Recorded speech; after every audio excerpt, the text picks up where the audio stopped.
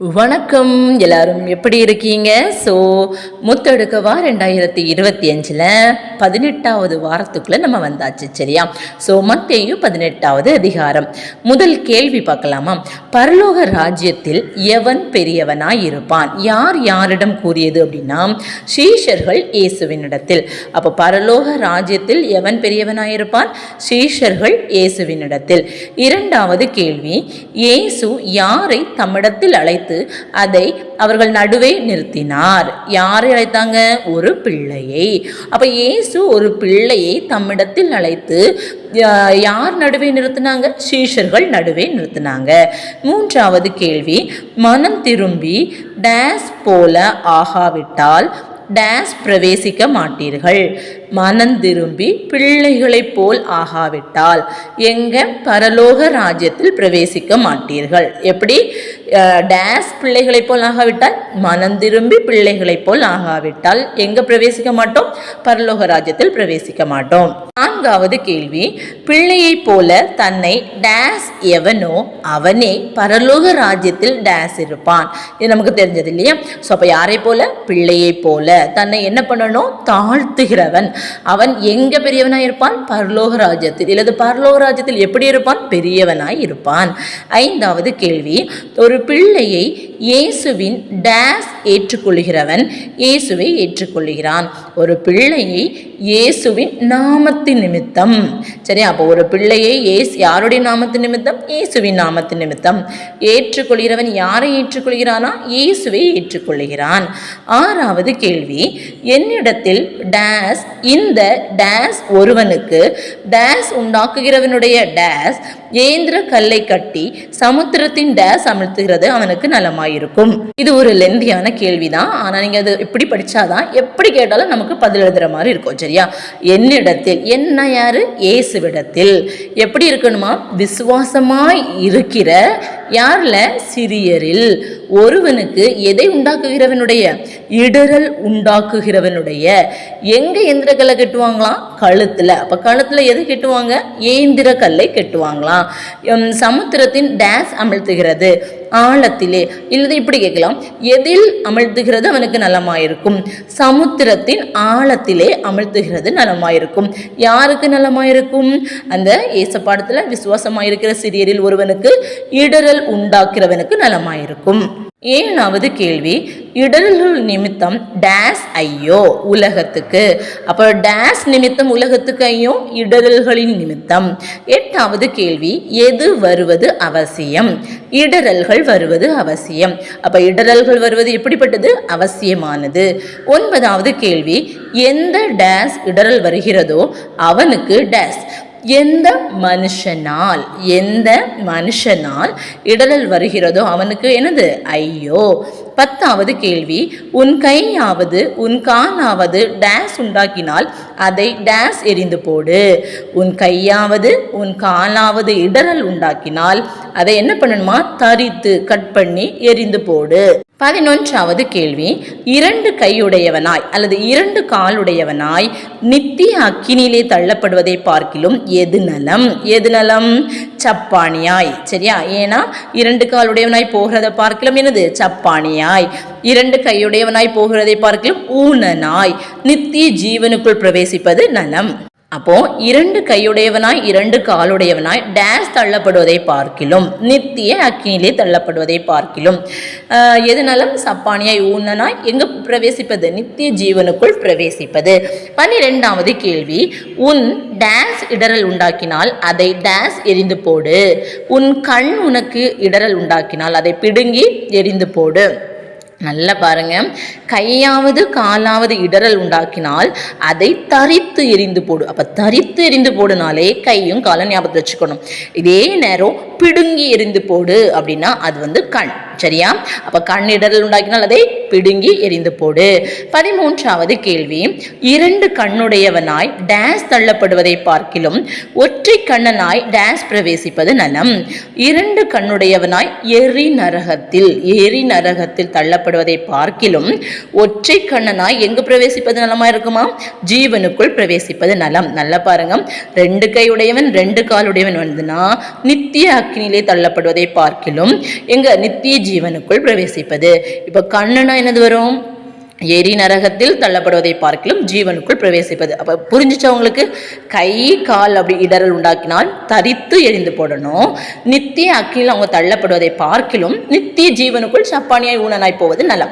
இதே இது கண்ணுனா பிடுங்கி எரிந்து போடணும். எரி நரகத்தில் தள்ளப்படுவதை பார்க்கிலும் ஒற்றை கண்ணனாய் ஜீவனுக்குள் பிரவேசிப்பது. அந்த வார்த்தைகளை பார்த்து வச்சுக்கோங்க. சரியா? 14வது கேள்வி, யாரில் ஒருவனையும் அற்பமாய் எண்ணாதபடிக்கு எச்சரிக்கையாய் இருங்கள் என இயேசு கூறினார். சிறியரில் ஒருவனையும் எப்படி எண்ணாதபடிக்கு? அற்பமாய் எண்ணாதபடிக்கு எப்படி இருக்கணும்? எச்சரிக்கையாய் இருக்கணும். 15வது கேள்வி, பரலோகத்திலே பரமபிதாவின் சமூகத்தை எப்போதும் தரிசிக்கிறவர்கள் யார்? சிறியர்களுக்குரிய தேவதூதர்கள். அப்ப சிறியர்களுக்குரிய அந்த தேவதூதர்கள் எங்க? பரலோகத்துல. யாரின் சமூகத்தை? பரமபிதாவின் சமூகத்தை எப்போதும் என்ன பண்றாங்க? தரிசிக்கிறாங்க. 16வது கேள்வி, மனுஷகுமார் எதை ரட்சிக்க வந்தார்? கெட்டு போனதை. அப்ப கெட்டு போனதை ரட்சிக்க வந்தது யாரு? மனுஷகுமாரன்.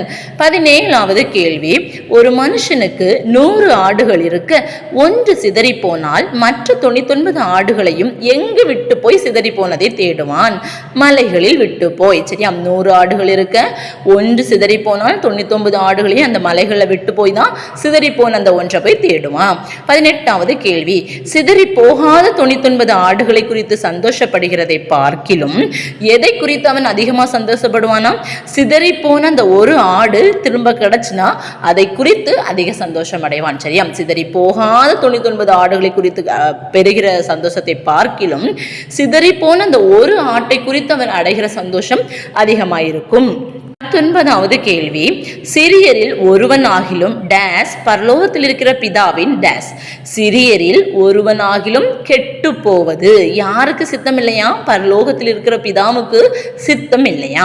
20வது கேள்வி, ஒரு சகோதரன் உனக்கு விரோதமாய் குற்றம் செய்தால் டேஸ் குற்றத்தை அவனுக்கு உணர்த்து. ஒரு சகோதரன் விரோதமாய் குற்றம் செய்தால் அவன் தனித்திருக்கையில் அந்த குற்றத்தை அவனுக்கு உணர்த்தணும். 21வது கேள்வி, சகோதரன் அந்த குற்றத்தை உணர்த்தும் போது டேஸ் சகோதரனை டேஸ் படுத்தி கொண்டாய். நீ அந்த சகோதரனுக்கு அந்த குற்றத்தை உணர்த்தும் போது அவன் அதற்கு செவி கொடுத்தால் அந்த சகோதரனை என்ன படுத்தி கொண்டாயாம்? ஆதாயப்படுத்தி கொண்டாய். 22வது கேள்வி, சகோதரன் செவி கொடாமற் போனால் டேஸ் சாட்சிகளுடைய டேஸ் சங்கதிகள் எல்லாம் நிலைவரப்படும்படி டேஸ் கூட்டிக் கொண்டு போக இயேசு கூறினாங்க. அதாவது ஒரு குற்றம் ஒருத்தவங்க பண்ணாங்க அப்படின்னா அவங்கள தனித்து கூப்பிட்டு போய் தான் அந்த குற்றத்தை அவங்களுக்கு சொல்லணும். அவன் அதுக்கு செவி கொடுத்தான் அப்படின்னு சொன்னா நம்ம அந்த சகோதரனை என்ன பண்ணிட்டோம்? ஆதாயப்படுத்திட்டோம். அப்படி அவன் ஆதாயப்படுத்த முடியல, இல்லை அவன் அந்த குற்றத்தை உணரலைன்னா நெக்ஸ்ட் என்ன பண்ணணுமா? 2-3 சாட்சிகளுடைய வாக்கினாலே. எதனாலே? 2-3 சாட்சிகளுடைய வாக்கினாலே அந்த சங்கதிகள் எல்லாம் நிலைவரப்படும்படி எத்தனை பேரை கூட்டிக் கொண்டு போகணுமா? 2 ஒருவரை கூட்டிக் கொண்டு போகணும். சரி, எத்தனை பேரை? 2 ஒருவரை. எத்தனை சாட்சிகளுடைய வாக்கினால்? 2-3 சாட்சிகளுடைய வாக்கினால எத்தனை பேரை? 2 ஒருவரை கூட்டிக் கொண்டு போக யார் சொன்னாங்க? இயேசு கூறினாங்க.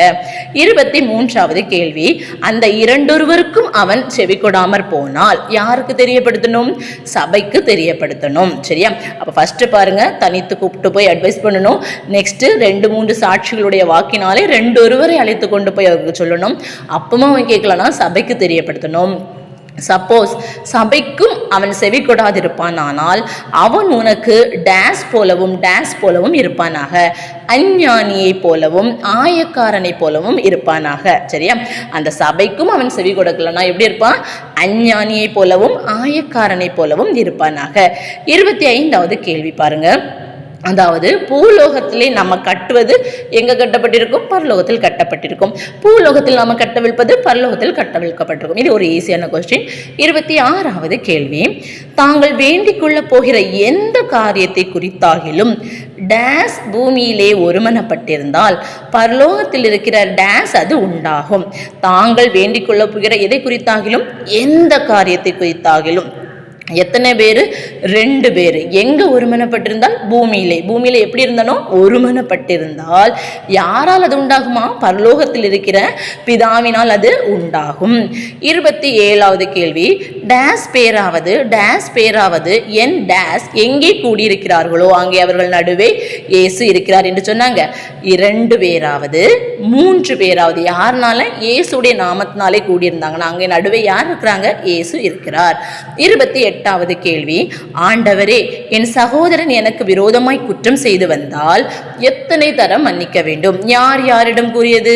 பேதுரு இயேசுவினிடத்தில் கேட்டது. சரியா? அப்ப 7 தரம் மட்டுமா? யார் யாரிடம்? பேதுரு இயேசுவிடத்தில். 29வது கேள்வி, 7 தரம் மாத்திரமல்ல 770 தரம் மட்டும் என்று உனக்கு சொல்லுகிறேன். 7 தரம் மட்டும் இல்ல, எத்தனை தரம்?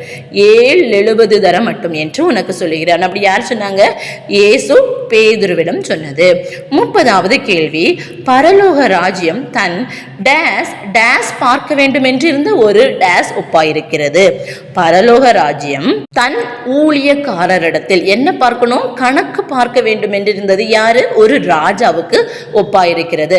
அப்ப ஊழியக்காரரிடத்தில் கணக்கு பார்க்க வேண்டும் என்றிருந்த ஒரு ராஜாவுக்கு ஒப்பாயிருப்பது எது? அந்த பரலோக ராஜ்யம். 31வது கேள்வி, ராஜா கணக்கு பார்க்க தொடங்கின போது டேஸ் தாளந்து கடன்பட்டவனை அவனுக்கு முன்பாக கொண்டு வந்தார்கள். 10,000 தாலந்து. அப்ப ராஜா கணக்கு பார்க்க தொடங்கின போது எத்தனை தாலந்து கடன்பட்டவனை அவனுக்கு முன்பாக கொண்டு வந்தாங்க? 10,000. 32வது கேள்வி, கடனை தீர்க்க அவனுக்கு டேஸ் இல்லாத போது அவனுடைய ஆண்டவன் யாரை விற்று கடனை தீர்க்கும்படி கட்டளையிட்டாங்க? கடனை தீர்க்க அவனுக்கு நிர்வாகம் இல்லாத போது அந்த ஆண்டவன், அவனுடைய ஆண்டவன் அதாவது ராஜா யாரை விற்று கடனை தீர்க்கும்படி கட்டளையிட்டாங்க? ஃபர்ஸ்ட் அவனை, அதாவது 10,000 தாலந்து கடன்பட்டான் இல்லையா, அவனையும் அவனுடைய பெண் ஜாதி பிள்ளைகளையும், பெண் ஜாதினா யாரு? அவங்களுடைய ஒய்ஃபையும் அவங்களுடைய பிள்ளைகளையும், நெக்ஸ்ட் அவனுக்கு உண்டான எல்லாவற்றையும் விற்று கடனை தீர்க்கும்படி யார் சொல்றாங்க? அந்த ஆண்டவன் கட்டளையிடுறாங்க. ஓகேவாங்க, நீங்க ராஜன் எழுதக்கூடாது, ஆண்டவன். 33வது கேள்வி, ஆண்டவனே, என்னிடத்தில் பொறுமையாயிரும், எல்லாவற்றையும் உமக்கு கொடுத்திருக்கிறேன். யார் யாரிடம்? அந்த ஊழியக்காரன், அதாவது 10,000 தாலந்து கடன்பட்ட அந்த ஊழியக்காரன் தாழ விழுந்து வணங்கி அந்த ஊழியக்காரனுடைய ஆண்டவன்கிட்ட கேட்கிறாங்க. சரியா? அப்ப ஊழியக்காரன் ஆண்டவனிடத்தில் கூறியது. ஊழியக்காரன் யார்கிட்ட? ஆண்டவனிடத்தில். எப்படி சொன்னா? தாழ விழுந்து திரும்ப வணங்கி என்ன சொல்றாங்க? என்னிடத்தில் பொறுமையாயிரும், நான் உமக்கு கொடுத்து தீர்க்கிறேன். 34வது கேள்வி, ஊழியக்காரனுடைய ஆண்டவன் யாருக்கு மனதிறங்கி அவனை விடுதலை பண்ணி கடனையும் மன்னித்து விட்டான்? 10,000 தாலந்து அந்த கடன் பட்டவனுக்கு யார் மனதிறங்கினாங்க? அந்த ஊழியக்காரனுடைய ஆண்டவன். ஊழியக்காரனுடைய ஆண்டவன் மனதிறங்கி என்ன பண்ணாங்களாம்? விடுதலை பண்ணி எதை மன்னித்து விட்டாங்க? கடனை மன்னித்து விட்டாங்க. ஓகேவா? ஃபர்ஸ்ட் என்ன பண்றாங்க? மனதிறங்குறாங்க, அப்புறம் விடுதலை பண்றாங்க, அப்புறமா என்னது? அந்த கடனை மன்னித்து விடுறாங்க. 35வது கேள்வி, அந்த 10,000 தாலந்து கடன்பட்டவன் இப்ப விடுதலை பெற்றாச்சு. அவன் எங்க போனான்? போகும்போது 100 வெள்ளிப்பணம் கடன்பட்டிருந்த உடன் வேலைக்காரரில் ஒருவனை கண்டு அவனை டேஸ் டேஸ் நிறுத்தான். அந்த 10,000 தாலந்து கடன்பட்டவன் 100 வெள்ளிப்பணம் அவனிடத்தில் கடன்பட்டிருந்த அந்த உடன் வேலைக்காரரில் ஒருவனை கண்டு என்ன பண்ணாங்க? பிடிச்சு எதை நெரிச்சாங்களாம்? தொண்டையை நெரித்தாங்க. கழுத்தில் தொண்டையை நெரித்தான். 36வது கேள்வி, நீ பட்ட கடனை எனக்கு கொடுத்து தீர்க்க வேண்டும். யார் யாரிடம்? ஊழியக்காரன் தன் உடன் வேலைக்காரரிடம். அங்க பார்த்தோம் நம்ம ஆண்டவன் அந்த ஊழியக்காரனிடம். இப்ப பாருங்க, ஊழியன் தன் உடன் வேலைக்காரரிடம். 37வது கேள்வி, என்னிடத்தில் பொறுமையாயிரும், எல்லாவற்றையும் உமக்கு கொடுத்து தீர்க்கிறேன். நல்லா பாருங்க, இதுக்கு முன்னாடி என்ன பார்த்தோம்? ஆண்டவனே என்னிடத்தில் பொறுமையாயிரும், எல்லாவற்றையும் உமக்கு கொடுத்து தீர்க்கிறேன் அப்படின்னு சொன்னா ஊழியக்காரன் ஆண்டவனிடம். இப்ப பாருங்க, என்னிடத்தில் பொறுமையாயிரும், எல்லாவற்றையும் உமக்கு கொடுத்து தீர்க்கிறேன். இந்த ஆண்டவன் வார்த்தை இல்ல, இது யாரு? உடன் வேலைக்காரன் அந்த ஊழியக்காரன் காலில் விழுந்து கெஞ்சுறாங்க. 38வது கேள்வி, ஊழியக்காரன் சம்மதியாமல் போய் உடன் வேலைக்காரன் பட்ட டேஸ் கொடுத்து தீர்க்கும் அளவும் டேஸ் போடுவித்தான். அந்த ஊழியக்காரன் அதற்கு சம்மதியாமல் அந்த உடன் வேலைக்காரன் பட்ட எதை? கடனை கொடுத்து தீர்க்கும் அளவும் எங்கு போடுவித்தான்? காவலில் போடுவித்தான். 39வது கேள்வி, நடந்ததை கண்ட உடன் வேலைக்காரர், அதாவது அந்த ஊழியக்காரனுக்கு கூட இருக்கக்கூடிய பிற உடன் வேலைக்காரர் அதை கண்டபோது மிகவும் துக்கப்பட்டு யாரிடத்தில் அறிவித்தார்கள்? அந்த ஊழியக்காரனுடைய ஆண்டவனிடத்தில் அறிவித்தார்கள். சரியா? நடந்ததை கண்ட உடன் வேலைக்காரர் மிகவும் துக்கப்பட்டு யாரிடத்தில் அறிவித்தார்கள்? ஆண்டவனிடத்தில். 40வது கேள்வி, பொல்லாத ஊழியக்காரனே, நீ என்னை வேண்டிக் கொண்டபடியால் கடன் முழுவதையும் மன்னித்து விட்டேன். யார் யாரிடம்? அந்த ஆண்டவன் ஊழியக்காரனிடம். எந்த ஊழியக்காரனிடம்? ஆண்டவன் 10,000 தாலந்து கடன்பட்ட ஊழியக்காரனிடம். என்ன சொல்றாங்க? பொல்லாத ஊழியக்காரன். அப்ப பொல்லாத ஊழியக்காரன் யாரு? அந்த 10,000 தாலந்து கடன்பட்டவன் தான் எனக்கு பொல்லாத ஊழியக்காரன். அவன் வேண்டிக் கொண்டபடியால் ஆண்டவன் எதை முழுவதையும் மன்னிச்சு விட்டாங்களா? கடன் முழுவதையும். 41வது கேள்வி, நான் உனக்கு இறங்கினது போல நீயும் உன் உடன் வேலைக்காரனுக்கு இறங்க வேண்டாமோ? அந்த ஆண்டவன் அந்த ஊழியக்காரனிடம், ஆண்டவன் 10,000 தாலந்து கடன்பட்ட ஊழியக்காரன். ஓகேவா? 42வது கேள்வி, 10,000 தாலந்து கடன் பட்டவனை ஆண்டவன் கோபமடைந்து அந்த கடனை தீர்க்கும் அளவும் யாரிடத்தில் ஒப்பு கொடுத்தான்? உபாதிக்கிறவர்களிடத்தில் ஒப்பு கொடுத்தான். சரியா? அப்ப அந்த 10,000 தாலந்து கடன் பட்டவன் மேல அந்த ஆண்டவன் கோபமடைந்து, யார் கோபமடைந்தாங்க? ஆண்டவன் கோபமடைந்து எதை தீர்க்கும் அளவும்? கடனை தீர்க்கும் அளவும் யாரிடத்தில் ஒப்பு கொடுத்தாங்க? உபாதிக்கிறவர்களிடத்தில் ஒப்பு கொடுத்தாங்க. 43வது கேள்வி, அவனவன் தன் தன் டேஸ் செய்த தப்பிதங்களை டேஸ் மன்னியாமற் போனால் டேஸ் உங்களுக்கு அப்படியே செய்வார். அவனவன் தன் தன் சகோதரன் செய்த தப்பிதங்களை மனப்பூர்வமாய் மன்னியாமற் போனால் யார் உங்களுக்கு அப்படியே செய்வாங்க? பரமபிதாவும் உங்களுக்கு அப்படியே செய்வாங்க. சரியா? இதுல இருந்து நமக்கு என்ன தெரியுது? நம்மளுடைய உடன் பிறந்தவங்க செய்யக்கூடிய தப்பை நம்ம மன்னிக்கணும். 7 தரம் மட்டுமா? இல்ல, 7 70 தரம். 7 70 பெருக்கி பாருங்க. இல்ல 70 கூட மேல ஸ்கொயர் போடுவோம் இல்லையா? அதே மாதிரி 7 போட்டு பாருங்க. எவ்வளோ டைம் நம்ம மன்னிக்கணும் அப்படின்னு சொல்லிட்டு நமக்கு அதுல தெரிய வரும். அதே மாதிரி ஒருத்தர் நமக்கு நமக்கு மேலான அதிகாரிகளும் உண்டு, நமக்கு கீழான ஊழியக்காரர்களும் இருப்பாங்க சில பேருக்கு. அப்படி நமக்கு மேலா இருக்கிறவங்க நம்மள்கிட்ட இருந்து ஒரு காரியம் நம்ம செய்த தப்பை மன்னிச்சாங்கன்னா, நம்மளும் நமக்கு கீழே இருக்கக்கூடிய ஒரு பணிவிடைக்காரர்களிடத்துல அவங்க ஏதாவது தப்பு பண்ணாலும் நம்ம மன்னிக்கணும். சரியா? ஸோ அப்போ அதுதான் நம்ம அந்த நேரத்தில் நான் உயர்ந்தவன்னு பெருமை பாராட்டக்கூடாது. அப்படி பாராட்டினா இந்த 10,000 தாளந்து கடன்பட்ட ஊழியக்காரனுக்கு நேர்ந்த நிலைமை தான் நமக்கும் வரும். கடவுள் எப்படி நமக்காக சிலுவையிலிருந்து நம்ம பாவத்தை மன்னிச்சாரோ, நம்மளும் நம்ம கூட இருக்கவங்க, நம்மளுடைய சுற்றி இருக்கவங்க, சில நேரங்கள் கோபம் வரும். கோபம் கொண்டாலும் பாவம் செய்யாதிருங்கள் அப்படின்னு ஆண்டவர் சொல்றாரு இல்லையா?